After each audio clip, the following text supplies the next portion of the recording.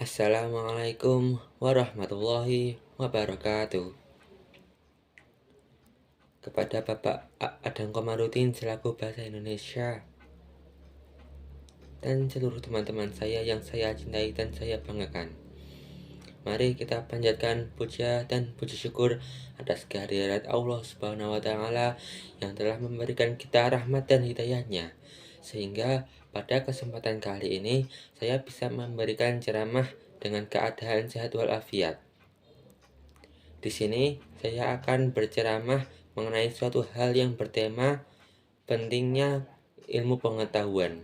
Teman-teman, pendidikan merupakan suatu hal yang sangat krusial dari zaman kita dijajah sampai pada zaman modern sekarang ini. Pendidikan mampu membebaskan kita dari yang namanya penjara kebodohan.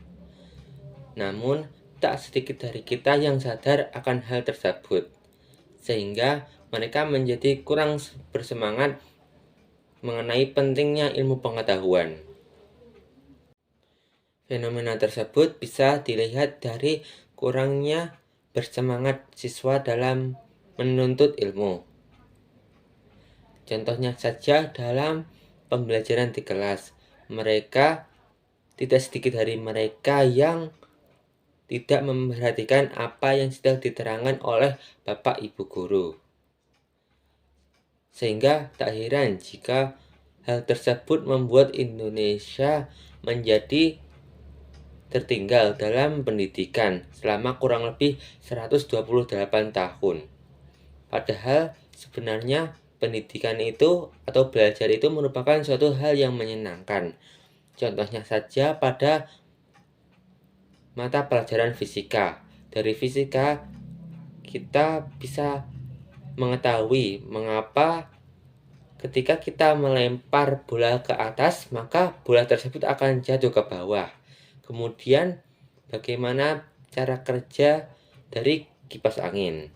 Selain itu, pada mata pelajaran kimia juga bisa diketahui bahwa bagaimana suatu reaksi-reaksi itu bercampur. Kembali ke topik awal tadi, kenapa para siswa cenderung untuk tidak bersemangat dalam belajar. Yang pertama adalah faktor tenaga pendidik.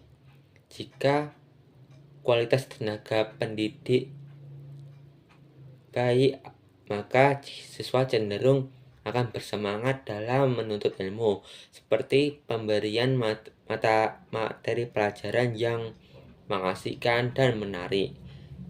Dan yang kedua adalah proses efisiensi belajar, seperti kelengkapan fasilitas kelas. Contohnya papan tulis, meja dan kursi, serta kipas angin. Contoh yang kedua adalah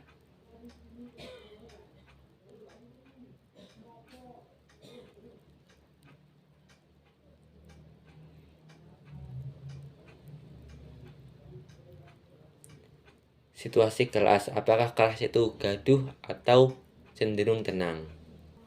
Ilmu pengetahuan perlu diajarkan sejak kecil, karena pada masa kecil kita akan cenderung lebih mudah mengingat pada hal-hal yang kita pelajari.